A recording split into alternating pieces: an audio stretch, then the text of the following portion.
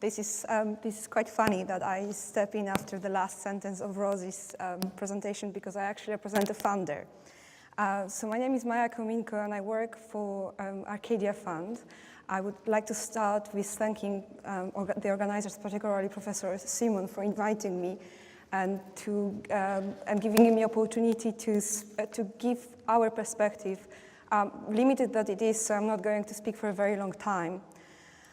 So Arcadia is a private London-based foundation which offers grants to protect endangered culture and nature around the globe. Since its inception in 2001, Arcadia has offered over $330 million in grants, and it is a substantial amount, we think, for a foundation with the staff of 4 people. But in reality, it is only a drop in the ocean of needs. We are therefore very acutely aware of the necessity to think strategically and to ensure that Arcadia supports initiatives that can make the most significant and lasting difference.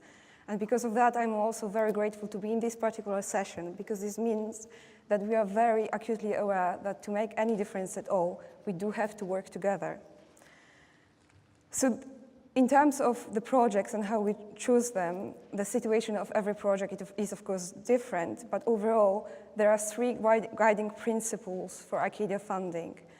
The first is that we only support projects which work in partnership with countries and communities who are the custodians of the heritage.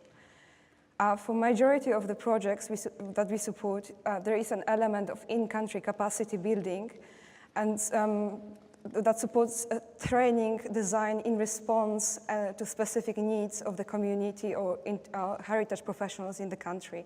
We do not dictate what it is that the training is about. We ask the project to suss it out and to ensure that the real need is addressed.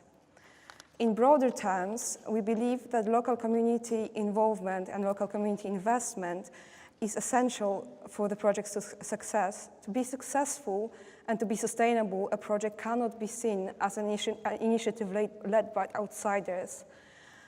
Rather, it has to be a partnership. It has to involve local people, local experts. Whenever it is needed and whenever it is possible, we ask the project to reinforce the local community's relationship with the heritage. And over the years, this approach has been proven successful. We often see that such approach leads to revalorization of heritage that might have been neglected or not seen as a value. The second principle, in addition to working with local communities, is working with other, sorry, can you hear me? Okay. The second principle is working with others that work in the field. So we always ask the project before we fund it to establish who else is active in the field and to make sure that they do not duplicate. They do not make things difficult for each other, but they do partner up and they do support each other in their important work. Finally, and perhaps most importantly, we require that all materials, such as digital documentation, but also reports, academic publications, produced with Arcadia support, are published online, and we absolutely require that they are open to all and freely accessible. This is one of very few conditions on which we do not budge. This is particularly important because in terms of Arcadia, this is particularly important because the majority of projects we work with focus on digital documentation of tangible and intangible heritage. So endangered languages, endangered manuscripts, art objects, archaeological sites, you name it, we probably digitize it. The underlying idea is that, at the very least, we can secure a record of the heritage, a record that will be preserved even if the objects, sites, or cultural phenomena are lost.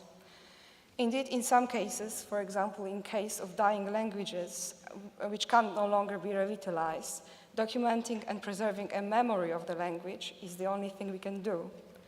Where revitalization is still possible, digital documentation often provides basis for the materials that support it.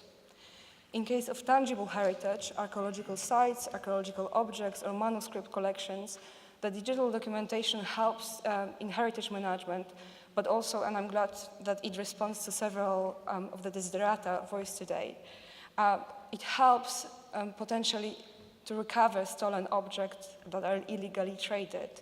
And to illustrate the types of projects we support, and I'm very glad that quite a few of them are represented here today.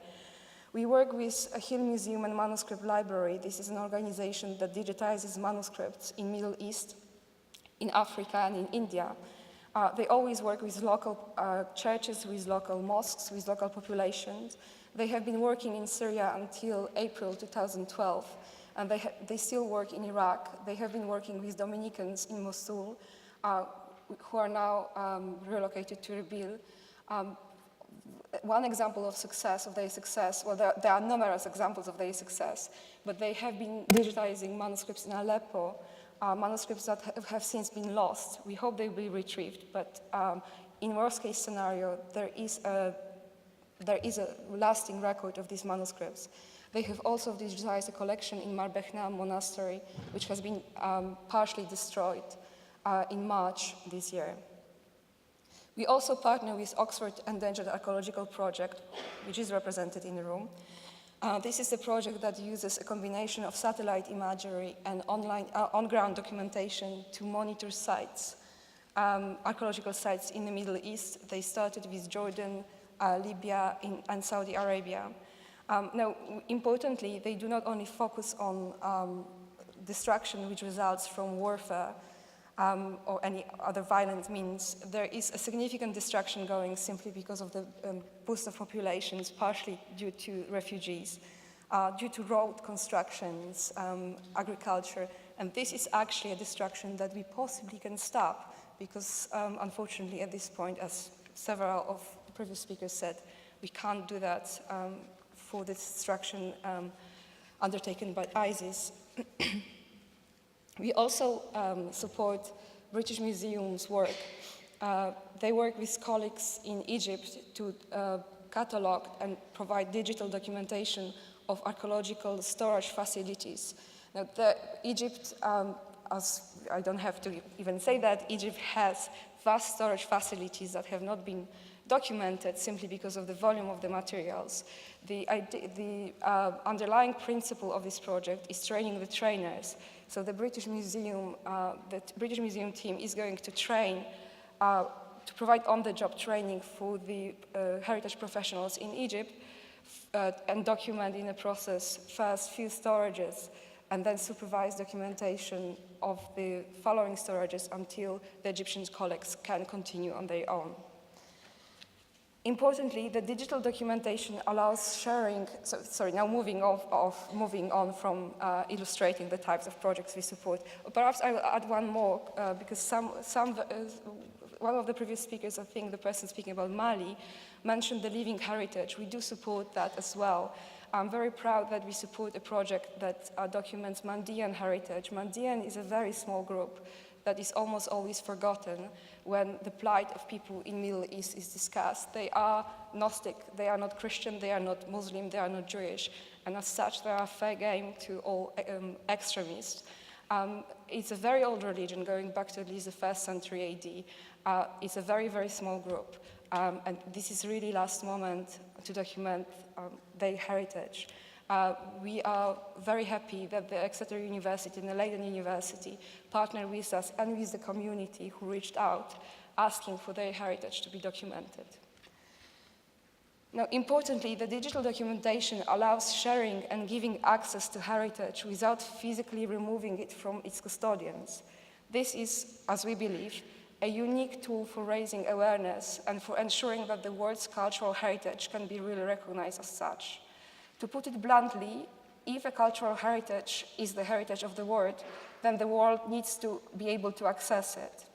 This might not always be possible for the actual physical objects for very practical reasons, for sites and for phenomena, but access to digital records cannot be limited to users from subscribing academic institutions. Now I'll pause here and I'll try to, I think that there are going to be legitimate concerns about the safety, but let me explain, we are reasonable. We do ask projects to release photographs of objects, but we do not ask them to release objects' locations. So of course there is a degree, or there is a level of information that cannot be made public. But paywalls and barriers can only serve to frustrate and alienate, and we cannot expect people to understand and to act to protect cultural heritage if even the digital record is not open to them. Fundamentally, making the records available to all is a unique tool in creating an understanding that the cultural heritage is not only a heritage of one country or one community, but a shared heritage of all of us and our shared responsibility. Now, I was going to stop here, but I will say one more thing, and this is not, do not suggest an online war with ISIS, but I think we should pause and think that it is very easy for teenagers in England, in Germany, to access extremist materials, to access their calls for the destruction of heritage. It is significantly more difficult for the same teenagers to access scholarly articles that can explain to them what this heritage really is. And perhaps we could try to begin to address it. Thank you.